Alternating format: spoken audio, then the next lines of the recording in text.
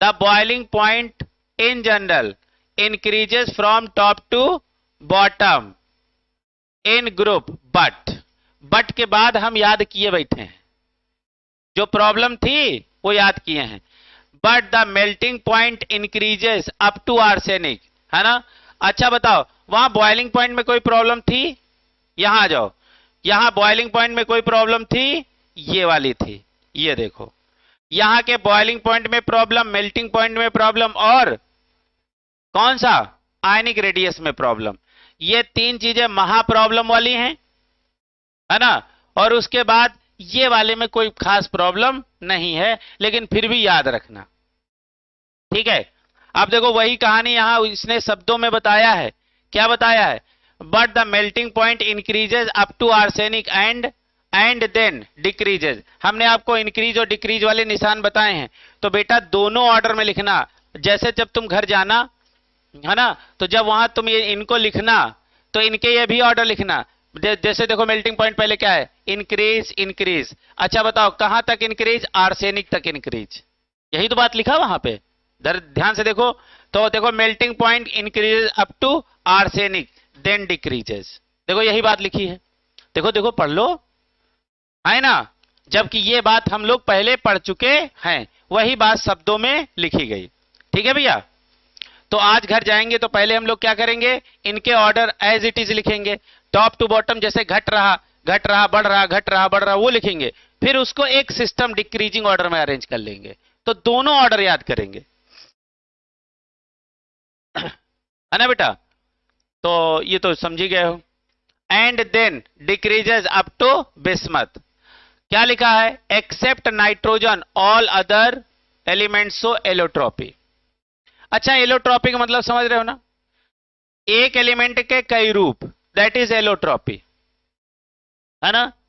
एक एलिमेंट के कई रूप, दैट इज एलोट्रॉपी।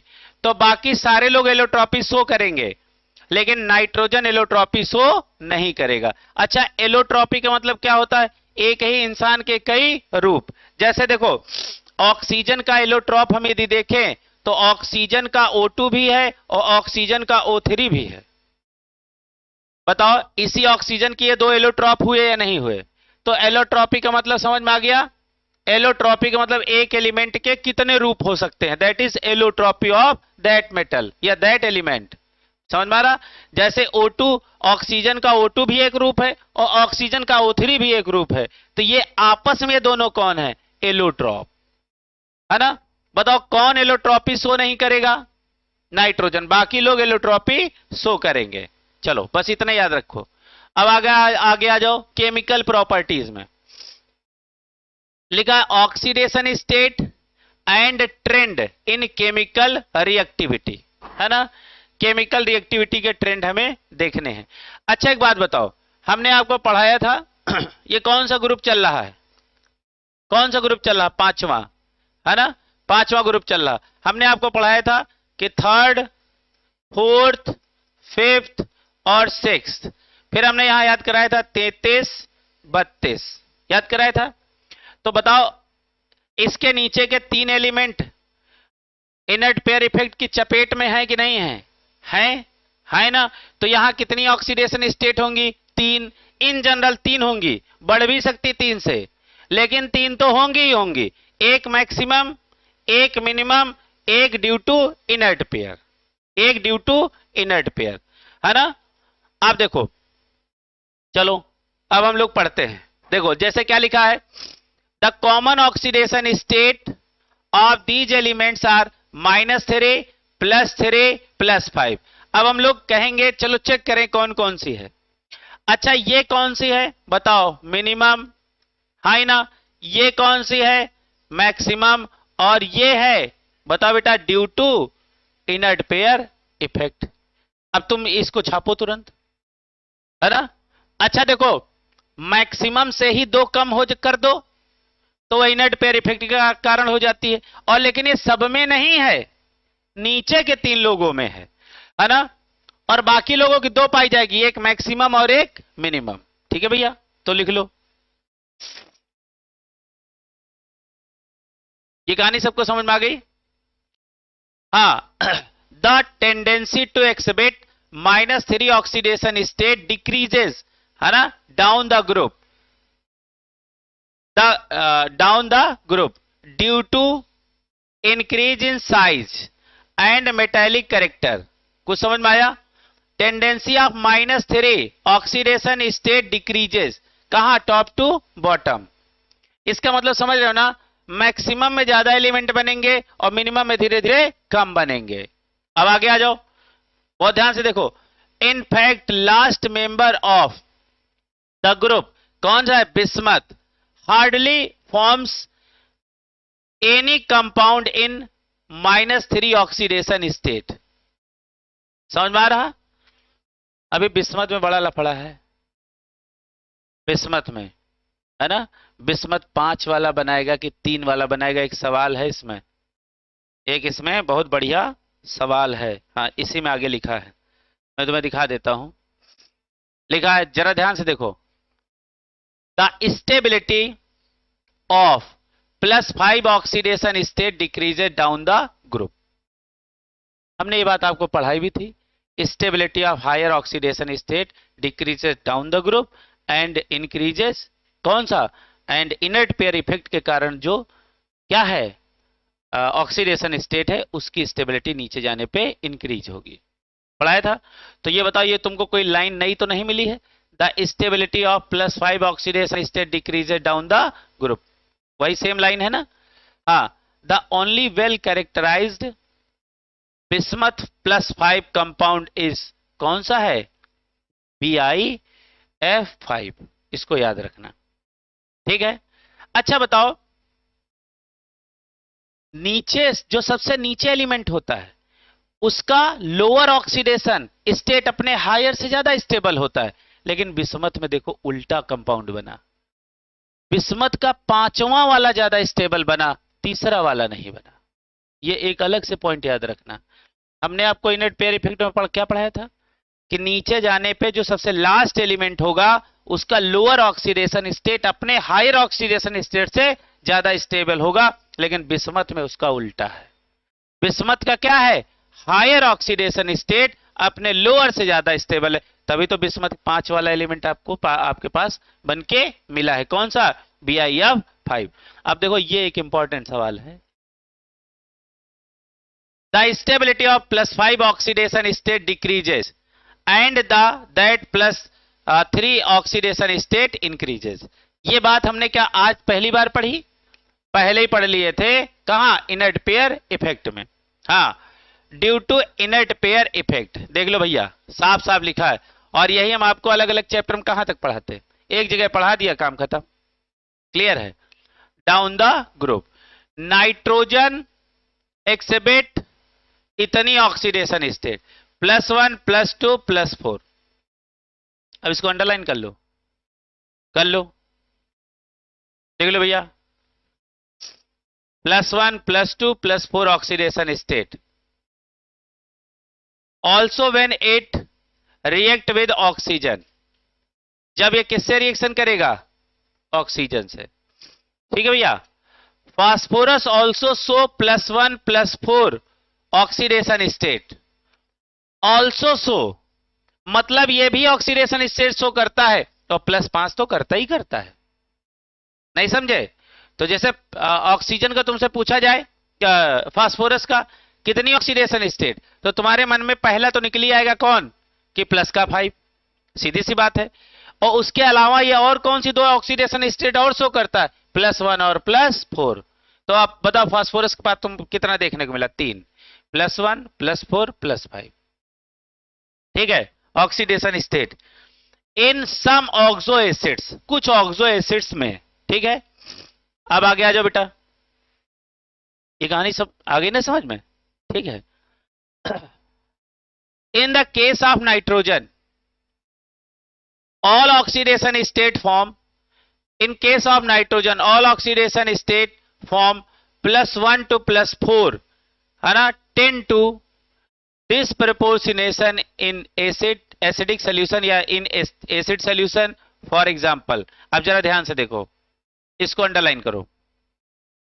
यहां पे नाइट्रोजन का ऑक्सीडेशन नंबर +5 है, है ना।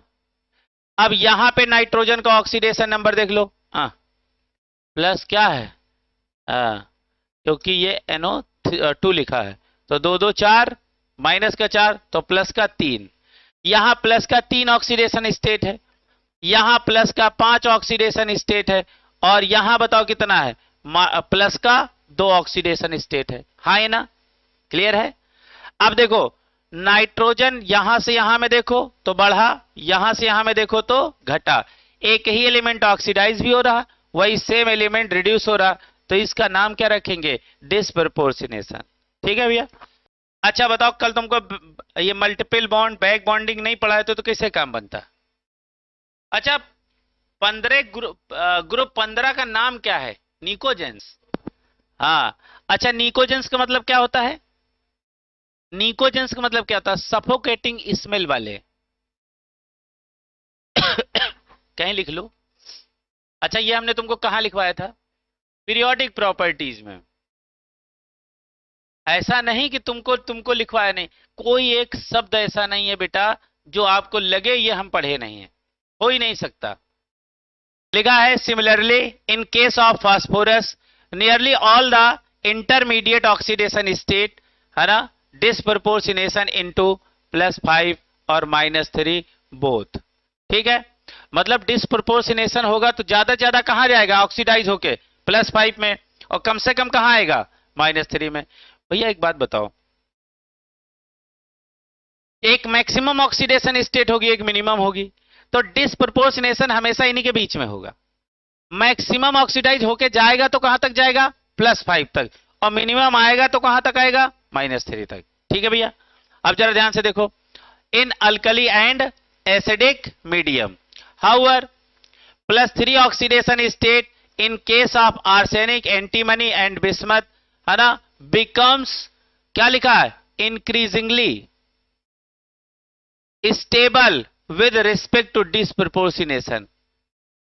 कुछ समझ में आया, इसका मतलब क्या होगा। अच्छा अच्छा एक बात बताओ, हमेशा जिस जो अपने मैक्सिमम ऑक्सीडेशन स्टेट में होगा वो behave like oxidising agent only, है ना, और जो मिनिमम में होगा और जो दोनों में होगा उसका तो फिर क्या काम करना, ऑक्सीडाइजिंग रिड्यूसिंग दोनों की तरह काम करेगा, है ना। तो अब जरा आगे देखो, नाइट्रोजन, लेकिन ये समस्या नाइट्रोजन में है। ठीक है, nitrogen is restricted to a maximum covalency 4, ये कल हम पढ़ाए थे। नाइट्रोजन मैक्सिमम अपने से कितने बॉन्ड बना सकता है, 4 मैक्सिमम, इन जनरल 3, क्या नहीं बना सकता, 5। ये तीनों बातें लिखाई थी, है ना कल। कोवैलेंसी कितनी है, 4, since only 4, since only 4, 1s and 3p, इसमें कोई खास बात नहीं है। ठीक है, orbitals are available for the bonding, the heavier element है वैकेंट डी ऑर्बिटल, ये वैकेंट डी ऑर्बिटल का कॉन्सेप्ट आपको बढ़िया से मालूम है। ठीक है, in the outermost shell which can be used for bonding, कौन सा, कोवैलेंसी। अच्छा देखो, जितने अनपेयर्ड इलेक्ट्रॉन होते हैं या जो आउटर मोस्ट सेल के इलेक्ट्रॉन होते हैं, उन आउटर मोस्ट सेल इलेक्ट्रॉनों में जितने इलेक्ट्रॉन बॉन्ड बना ले वही कोवैलेंसी।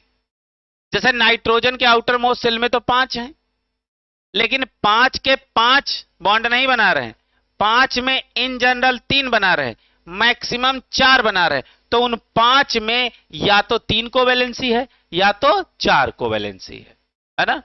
तो हम यदि ये बात कह दें, वैसे इन जनरल होता यही है कि जितने आउटर मोस्ट सेल के इलेक्ट्रॉन होते हैं वो बॉन्ड बनाते हैं, लेकिन नाइट्रोजन के केस में ऐसा नहीं होता, ऐसे याद कर लो, है ना। And hence expand their covalency, है ना, जैसे यहां देखो, जैसे यहां देखो, वैसे मैक्सिमम कोवैलेंसी फास्फोरस की कितनी होती है, 5। अब जरा ध्यान से देखो, तुमको एक जुगाड़ बता दे रहे हैं, यहां देखो ये माइनस लगा, 5 में एक जुड़ गया, 6 हो गया, तो इसके 5 हाथ से कितने हाथ हो गए, 6, 6 हाथ में अलग अलग एटम को पकड़ लेगा, तो इसकी कोवैलेंसी एक्सपेंड कर गई कि नहीं, कितनी हो गई, 6। जैसे हमने कहा AlF6 -3, क्लियर है, वैसे इसकी इलेक्ट्रॉन, इसके बॉन्ड बनाने की क्षमता कितनी है, 3, लेकिन 3 इलेक्ट्रॉन देखो माइनस वाले 3 और आ गए, तो अब इसकी क्षमता हो गई 6, तो इसकी कोवैलेंसी कितनी हो गई 6। अब जैसे देखो, जैसे यहां देखो BF4 माइनस, BF4 माइनस, वैसे बोरान की कितने मैक्सिमम इलेक्ट्रॉन, कितने बॉन्ड बनाने की क्षमता है 3, लेकिन एक माइनस आ जाने से इसके पास हो गया इलेक्ट्रॉन 4, अब इसकी कोवैलेंसी हो गई यहां पे 4, तो इसकी कोवैलेंसी यहां 4, इसकी कोवैलेंसी यहां पे है, क्योंकि इलेक्ट्रॉन 3 और आ गए। ठीक, अच्छा बताओ इसकी कोवैलेंसी कितनी है इन जनरल 5, लेकिन यहां पे कितनी है 6, क्योंकि ये एक इलेक्ट्रॉन ये आ गया, 5 इसके अपने आउटर मोस्ट शेल के इलेक्ट्रॉन है, एक ये 6 हो गए, अब इसकी कोवैलेंसी क्या हो गई एक्सपेंड कर गई। क्लियर है? अब जरा ध्यान ये, अब ऐसे आपको मॉलिक्यूल कहीं मिले तो आप उनमें तुरंत समझ जाइएगा। दिमाग कैसे लगाना, फास्फोरस के आउटर मोस्ट शेल में कितना इलेक्ट्रॉन होगा 5, एक माइनस लग जाने से क्या हो गया 6। देखो जो यहां माइनस या प्लस लगा होता है वो सेंट्रल एटम से इलेक्ट्रॉन का आना या तो जाना दिखाता है। ठीक है, अगला क्या है, anomalous property of nitrogen. Anomalous property of nitrogen, देखो जितने भी एलिमेंट ग्रुप में पहले रखे ऊपर वाले, उनकी कुछ प्रॉपर्टियां अपने बाकी लोगों से अलग होती हैं, उन्हीं को बोलते हैं उनकी विचित्र कैटेगरी या विचित्र उनकी कंडीशन या विचित्र उनमें वो नेचर। ठीक है, वही क्या है anomalous properties of nitrogen. Nitrogen differs from rest of the member of this group due to the its small size and high electronegativity। Nitrogen का और फ्लोरीन का लगभग लफड़ा सेम है ना? अच्छा क्यों सेम है, देखो FON फॉन्कल नहीं पढ़ाया है, इनके और इनकी में दोनों में सेम बात लगती है ना? अच्छा इनका भी क्या है, अब इनका देखो क्या है, नाइट्रोजन से ये और आगे वाले, अब भाई कहां चला गया, ऑक्सीजन कहां आता है, नाइट्रोजन के बाद वाले में आता है ना, तो इनके भी पास तो वही सेम बात है, स्मॉल साइज हाई इलेक्ट्रोनिगेटिविटी है ना? तो ये देखो ये देखो तीनों भाई भाई हो गए, इनके कोई भी सवाल में एक ही बात होगी, इस due to small size and high electronegativity.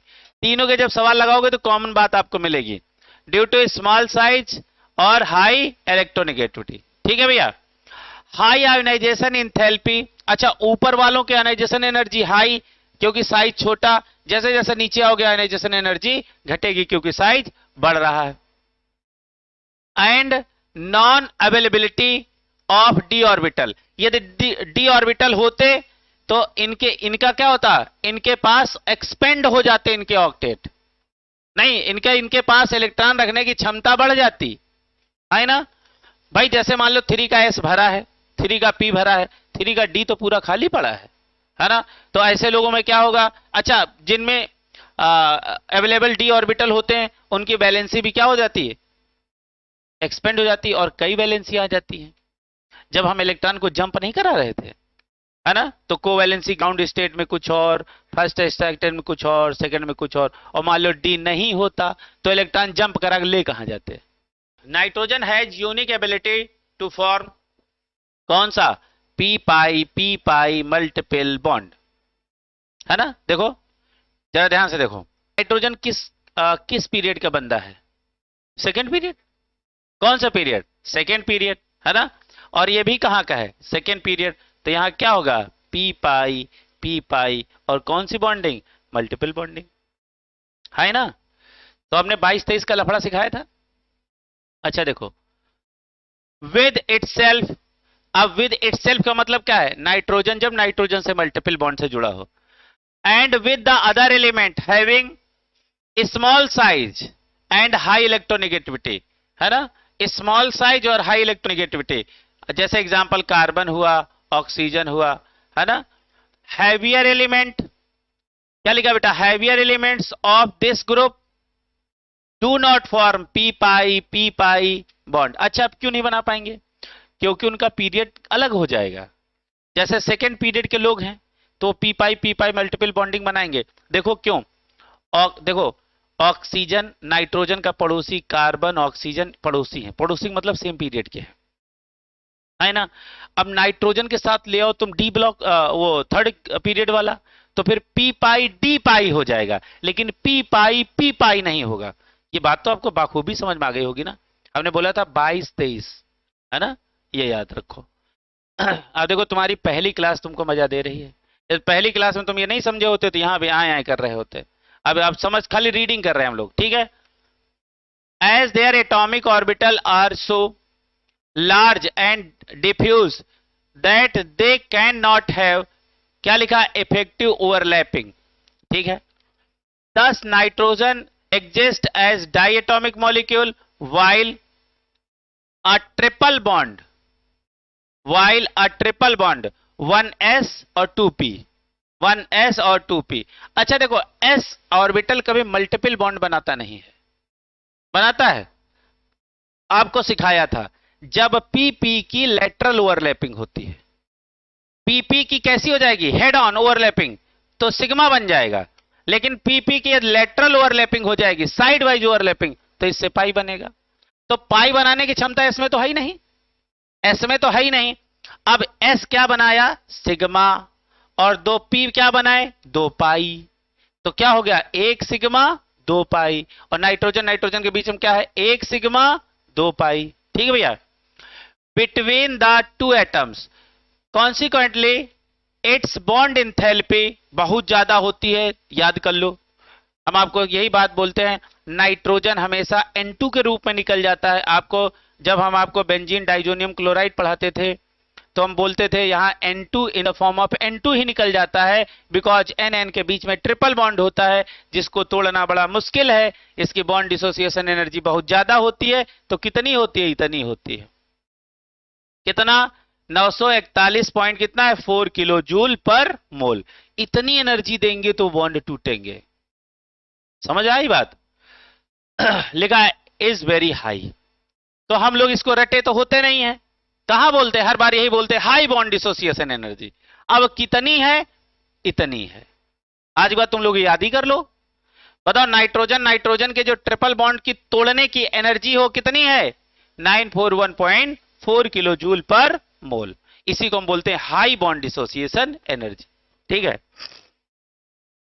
On the contrary, phosphorus arsenic and antimony forms single bond, जैसे phosphorus phosphorus, arsenic arsenic, bismuth bismuth. कभी नाइट्रोजन नाइट्रोजन ऐसे नहीं होते हैं। नाइट्रोजन हमेशा ट्रिपल बॉन्ड नाइट्रोजन होता है। समझ में आया, ठीक है। While bismuth forms metallic bond, क्योंकि वो मेटेलिक तो बनेबे करेगा, हाँ है ना, क्योंकि नीचे है। इनके एक और भाई है मास्कोवियम, वो भी मेटेलिक बॉन्ड बनाएंगे। In the element state however the single nitrogen nitrogen bond is weaker then single phosphorus phosphorus bond. Nitrogen nitrogen का सिंगल बॉन्ड क्या होगा, कमजोर होगा फास्फोरस फास्फोरस सिंगल बॉन्ड से, है ना। अच्छा, आपको कभी हमने पढ़ाया होगा कसिस, जब हमने आपको बेसिक जब आपको रिएक्शन मैकेनिज्म के पहले हम कुछ बेसिक पढ़ाए होंगे तो वहां पे हमने पढ़ाया था।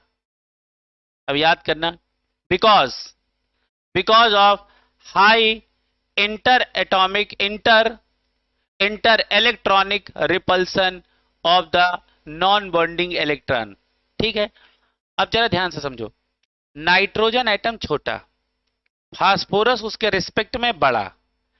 एटम छोटा तो इलेक्ट्रॉन पास पास में होंगे। देखो ये एक नाइट्रोजन सिंगल बॉन्ड से ये जुड़े हैं, ये सिंगल बॉन्ड, ये नाइट्रोजन। अब इनके पास भी इलेक्ट्रॉन है भाई, कितने इलेक्ट्रॉन हैं, 4 इलेक्ट्रॉन तो ही हैं आउटर। देखो जैसे मान लो नाइट्रोजन नाइट्रोजन हमने ये सिंगल बॉन्ड बनाया, इनके 4 इलेक्ट्रॉन इनके 4 इलेक्ट्रॉन तो ऐसे ही हैं, ये बॉन्ड बन गया, है ना। अब देखो फास्फोरस, है ना, और क्या है, कौन, फास्फोरस, इनके भी पास 4 इलेक्ट्रॉन है, एक ने बॉन्ड बना लिया। तो देखो इनका एटॉमिक साइज छोटा होता है, तो ये इलेक्ट्रॉन एक दूसरे के करीब में है, तो यहां रिपल्सन तगड़ा होगा, और रिपल्सन तगड़ा होगा तो ये बॉन्ड कमजोर हो जाएगा। और ये दूर दूर है, ये लोन पेयर दूर दूर है, यहां रिपल्सन कम होगा तो इसकी स्टेबिलिटी बरकरार बनी रहेगी। इसीलिए single bond nitrogen nitrogen less stable than phosphorus phosphorus single bond. Due to inter electronic repulsion, यही देखो लिखा है due to inter electronic repulsion, ये वो इंटर एटॉमिक रिपल्सन है, ये वाले ध्यान से देखो, ये जो लोन पेयर बच्चे हैं दो, इनके बीच में क्या होगा, रिपल्सन। क्लियर हो गई ना बात, किसी तरह की कोई प्रॉब्लम तो नहीं है। क्या लिखा है, ओविंग टू द, ओविंग मतलब क्या होता है, ग्रहण करना, ठीक है, स्मॉल बॉन्ड लेंथ, ठीक है, एज अ रिजल्ट द क्या कैटिनेशन, कैटिनेशन का मतलब क्या होता है, सेल्फ लिंकिंग, कैटिनेशन मतलब क्या है, इसके नीचे लिखो क्या लिखा है, as the result the catenation tendency is weaker, weaker in nitrogen. Catenation के नीचे लिखो सेल्फ लिंकिंग, लिखो बेटा सेल्फ लिंकिंग। इधर देखो, अच्छा बताओ नाइट्रोजन, नाइट्रोजन छोटे में ये क्या है बताओ, ये छोटे एटम है या नहीं है, तो यदि इनका कैटिनेशन का मतलब क्या होता है, नाइट्रोजन से नाइट्रोजन, नाइट्रोजन से नाइट्रोजन जुड़ते हुए चले जाएं, तो बताओ इनमें रिपल्सन तगड़ा होगा, है ना। और यदि फास्फोरस का कैटिनेशन पावर हम आपको दिखाएं, क्या है, इनकी सेल्फ लिंकिंग दिखाएं, तो ये ज्यादा स्टेबल होंगे इन कंपेयर टू इनके, क्योंकि यहां इंटर एटॉमिक रिपल्सन ज्यादा होगा और यहां पे कम होगा, तो कैटिनेशन इनके अंदर कम होगी और इनके अंदर ज्यादा होगी।